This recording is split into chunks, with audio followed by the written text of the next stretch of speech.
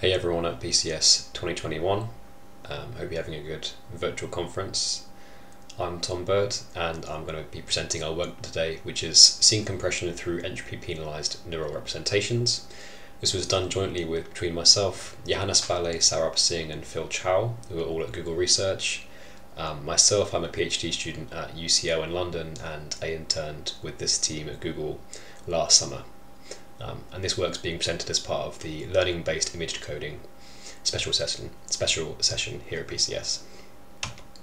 Okay, so the goal and motivation for this work is we're considering an application with a free viewpoint. So we're imagining some user that is able to freely move their perspective in a 3D scene to render the scene from an arbitrary viewpoint. And we're going to consider how to make a system that can do this as small as possible. So we're approaching this obviously from the compression perspective.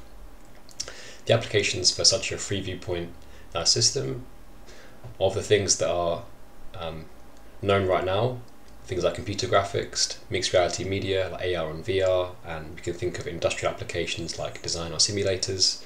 There are probably many more because this is quite a new media really, so applications probably will only be increasing in size, so it's interesting to study that from this perspective. And we're considering really here how to make, as I said, a compressed representation that can render a scene from an arbitrary viewpoint, because obviously if we are thinking about something simple that we could do like communicating all possible viewpoints, then that's going to require a lot of space and use a lot of communicate a lot of redundant information, so we can clearly compress this. So this is what we're going to be exploring. So let's take a brief moment to think about how this is done more conventionally. So one multi-viewpoint image format is Lightfield images, which is, as you can see in the couple of example pictures I put below, essentially an array of smaller cameras or lenses which are from different but similar viewpoints, and this allows you to reconstruct the light field, like the vector information about the light rather than just the scalar information, which allows you to do things like change perspective and refocus. And obviously, as I said, this is going to have a lot of correlation between the different sub-pictures, a lot of redundant information, so you don't have to transmit them all or code them all independently, and you can obviously make gains by coding them jointly. Now, compressing the light field, the methods that traditionally have been seen in the literature focus on compressing and communicating some subset of these views, of these perspectives, and then normally coding the other views conditioned on this subset. So the receiver will decode this subset of views that have been chosen, and then they will, conditioned on those initial subset, decode the rest of them. So you have a sort of hierarchical coding scheme. And since this is like the paradigm we're in this is that we're just transmitting or compressing a known set of views of a 3D scene. So it's just a bunch of different perspectives. And from that, it's kind of like a video. So this has a lot in common with video compression, and you can indeed just use video codecs out of the box to compress these collection of views of a 3D scene. So for example, the JPEG Lightfield imaging verification model WASP is compared to HEVC, which is a video codec, sort of demonstrating the kind of similarity in the paradigm they operate in. But the key difference between this and what we're thinking about in our work is that this can't render arbitrary or novel views on the decoder side. So what we're really thinking of application-wise is a user that can simply move his camera around and change perspective as they wish. And this can't do that because the views have to be known ahead of time by the sender. So if we were to consider a fairly simple scheme that would allow us to render arbitrary views on the decoder side, we could interpolate. So again, conditioned on some communicated subset of views that have been compressed and then decompressed by the receiver.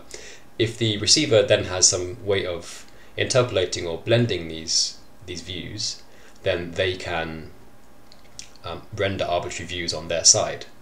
And now ways to do that might be something more traditional like optical flow, but there are also a collection of more recently developed learned methods. So for example, using neural nets that are pretty good at this blending task. So this image at the bottom of the slide is from local Lightfield fusion, a paper from a couple of years ago, which ultimately blends views in these local light fields to render novel views, and is good at this task. Now, we're going to consider in our work a completely different way to render arbitrary views, and this is not going to rely on transmitting some subset of views and then blending them. We're going to simply learn a function which can render arbitrary views and transmit that. So this is a recent or relatively recent methodology, and we're going to call it a broadly neural representation functions. So this is going to be simply a neural network based function which is going to represent the scene, hence the name, and by transmitting that you effectively transmit the entire scene, or the ability to render views from the scene. And the way these work is that it's a relatively simple neural net at its core. So this picture at the bottom of the slide is from neural radiance fields, or NeRF, and it's a simple MLP, like a feed-forward neural net, which again is relatively small in terms of number of parameters, which takes a 5D input, which is the position in space for the scene and the direction that a ray is travelling through that point, and the ray is what we wish to. It determines the viewer's angle, essentially, and the output of the neural net is going to be an RGB and a density. And now, through a known differentiable rendering process, we can accumulate along these rays to render from any arbitrary viewpoint. So this is quite a simple system, and we simply minimize the mean squared error between this output of the NeRF renderer and the true image from a known viewpoint. So we have to have some training set, obviously, of images from different angles of a scene. And yeah, this has caused quite a stir in the industry because it's basically shown really good results, and with quite a simple methodology. So it's natural to want to study this from a compression perspective, because it's an interesting paradigm, because now we're not breaking down a 3D scene into some split of some subset of views and an interpolation scheme, or like a hierarchical coding scheme. We're simply going to learn some neural rendering function and then transmit this. So yeah, yes. So rendering has, as I've said, like traditionally been seen as separate from compression. Like rendering a scene is not the same as transmitting some subset of views and compressing these. But now we want to unify them in a way. So we're saying, just compress the renderer itself, and this way you're optimizing both your rendering quality and your compressed size jointly, which makes end-to-end training simple. And if we can get better renderings of novel viewpoints, then yeah, that's an easy win over blending, which might always be limited. And yeah, the last bullet point here just simply makes the point that this now the hierarchical coding schemes and the blending schemes, they weren't far from video compression or image compression, and now this is like a model compression task. Our task here is to compress a neural net, which itself is the renderer, implicitly. So it's an interesting shift in paradigm. Okay, so this is the model that we developed, and it's the entropy penalized NeRF model. So here we have it broken down between sender and receiver. The sender has a 3D scene, here seen as a little Lego tractor, which is synthetic, and a bunch of views which constitute the training set.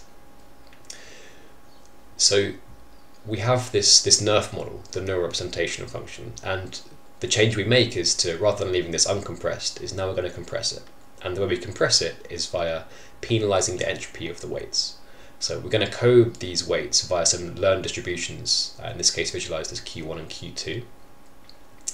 And we code these as discrete variables, and we know the entropy of these things. We can then minimize this entropy, whilst also trying to minimize the reconstruction error of this NeRF model. So we have some weighted combination of rate and distortion, which we're gonna minimize. Now on the receiver side, the sender transmits to them the compressed NeRF model and the distributions Q1, Q2. Now the receiver wants to render some arbitrary view on their point, and they don't know what the scene is. They first have to decode the neural net weights and put them into the NeRF model. Then they can feed in their pose or their viewpoint, and it will spit out an image. and this is the end-to-end process. So a point to mention here is that the NERF model currently is just trained for a single scene. So the sender will optimize the NERF model traditionally just for a single scene with a bunch of poses. So there's no amortization going on across scenes, and they have to pay the cost of the training time. But given you often have this one-to-many relationship between senders and receivers, this might not be a critical problem, but yeah, definitely something to work on. Okay, so looking at some results. Here we have this Lego scene, and I hope with the slide quality you can see some of the differences between these pictures, although they're not too dissimilar. But yeah, so the ground truth and the 32 bits per parameter, this is the uncompressed NERF model, so using the normal floating point 32 bits per weight. And then we have two compressed NERF models using R methodology. And the first one compresses it down about 7x, so to 4.4 bits per parameter, and you really get almost no degradation in the quality of the renderings, which is pretty cool. So we've sliced a lot out of that, the size of that representation. And you can even move into the extreme compression paradigm, going down to 1 bit per parameter, so binary weights essentially, which is very restrictive, and you still get a coherent rendering. It becomes a bit blurry, but it's obviously recognizable as the object, and you don't get artifacting or things like ghosting, which make it look pretty bad. So it kind of fails gracefully, which we think is a desirable and interesting property of this kind of model.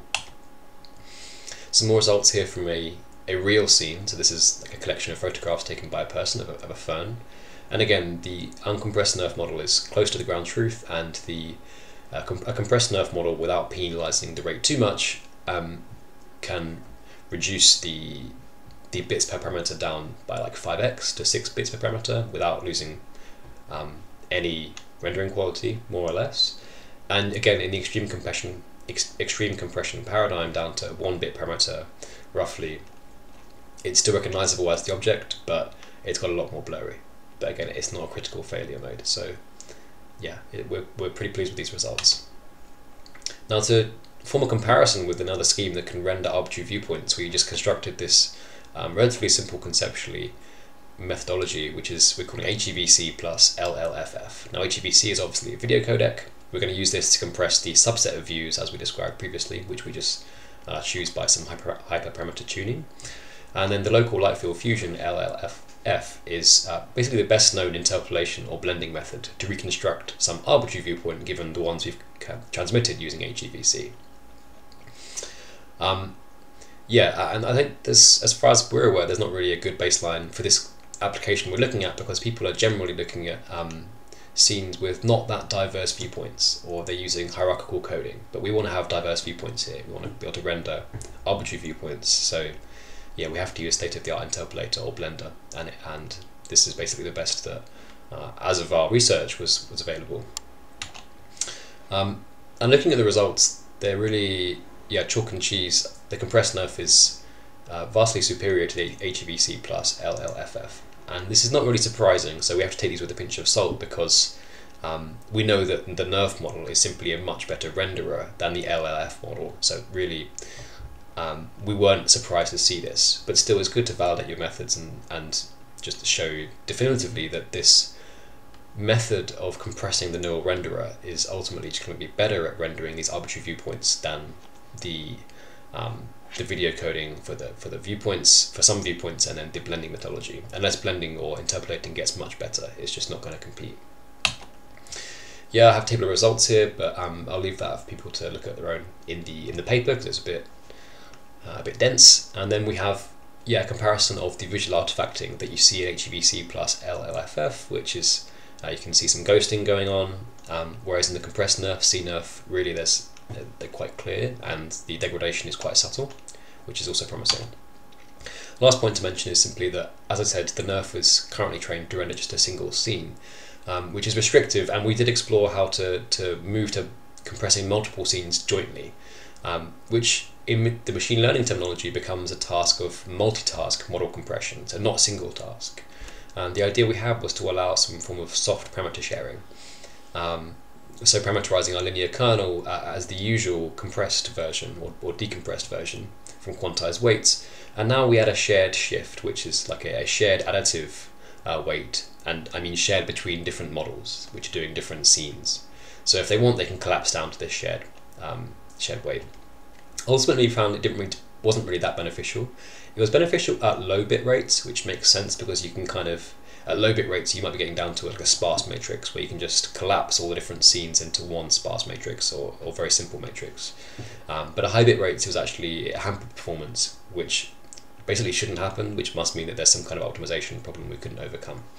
But yeah, that's definitely scope for future work there because it felt like unfinished business. But it's not immediately obvious how to scale the method to multiple scenes. Yeah, so in summary, these compressed neural representation functions outperform conventional scene compression methods if we're looking at this application of rendering arbitrary views or novel views, and we can form really small representations like half a megabyte.